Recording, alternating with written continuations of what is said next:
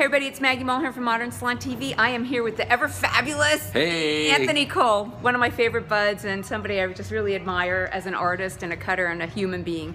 And we are here at the Sebastian event in New York City, and he just performed this amazing cut on stage and demoed two of the coolest, most interesting cutting techniques I've seen in a long time.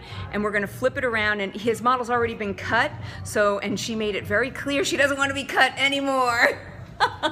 She says, I want to keep my hair in a ponytail. So we're going to flip this around, Anthony. Here we go. And we have only 3 minutes because Anthony has to go out on set. We're doing a shoot with the model. So tell us, Anthony, what the first one is. Okay, so the first is called skimming, and skimming gives you interior layers. So let me just show you. Take your sections out horizontally, no larger than your blade, and in an arc-shaped motion you move back and forth and you create all of this cool texture inside so that you get all of this cool movement. The second one here is you also... Wait, before we jump ahead, show us the razor that you're using. Okay, I'm using a feather. A feather razor, and you keep very thin, narrow sections, and obviously dry hair. And you want to make sure that that guide from your blade, right here, there's a guide and then there's a side of the razor. You want to make sure that your guide is pressed.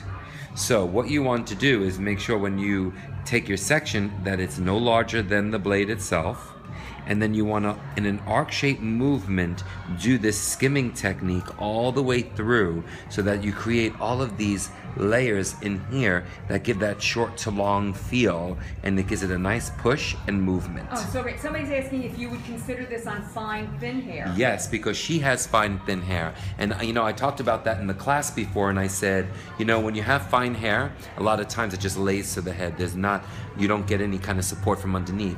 By coming in and doing this technique, you're creating a lot of texture, and when you get the short to long, it's gonna lift and give a lot more volume than you would be able to get out of normal hair. And what about thick Asian hair? Thick Asian hair is amazing to do this on. Really? Oh, it's so amazing. Cool. And also, when I do Asian hair, not only do thick Asian hair do I do this, I come in and I do a pen cutting technique. All right, now, so this is the second technique. It's called, is it a pen? Called pen cutting. Pen cutting. So you hold the blade. And we won't cut it because the poor... Like as you were in here. Right, you hold it like this. Excellent. And then you go in between the sections like this. And what happens is when you go in between, you create space inside. That space makes movement. So you get these highs and lows. I'll show you with my hand. Here's a section of, say if this was hair coming down. If I come in with my blade and I remove hair in here, look what happens. I create space. When I create space, what happens?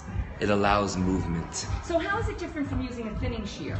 A thinning shear will do something totally different. A lot of times with thinning shears, what happens is you come into the hair and then you're thinning the hair. So you're just thinning the ends. You're really not getting inside of the hair, and you're only getting one cut. So you're going in and cutting, cutting in and cutting. So what happens is you thin out the ends, you get a graduation inside, and it doesn't work the same. And it's actually more uniform then. Right, it's totally uniform. Where this is, you're getting this raw feeling of hair, just really having a lot of texture. This is very fine blonde hair. She came out, you guys, and her hair was very beautiful, but kind of flat.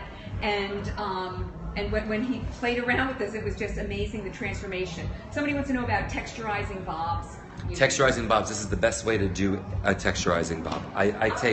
What I do is with a lot of bobs, I come in, and at the bottom, and I'm going to use the side of the blade that isn't the blade. Because we don't want to I come in the same way. You take sections as you're coming through, and say if you're going from shorter to longer, you would take that diagonal section here, you'd bring it through, you'd take your section in, you'd hold the blade as you would follow the diagonal on your parting, and then you'd come right in, and then you'd cut right through, and then you'd get a lot of graduation, and this would lay really nice and flat to the occipital area. And again, he would have had the blade the other way, but we don't want to cut any more of the model's hair because this poor thing is holding back tears. Hair's so pretty. And then we want to just point out, he put in a faux fringe. Faux fringe into the front. Faux fringe, and just tell us again about the shine right there. And the shine here is where Louis Payne just came in and just put this the resin tech right in here to give this like halo of a shine right in front of the fringe. Anthony, you're the best. Thank you so much. Hey, are you from New York? I am from New York. I'm kidding.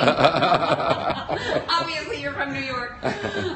Anyway, thank you so much. Thank you, Miss Model. Thank you. And it was a great night. Thank you so much. Thank you. Bye-bye.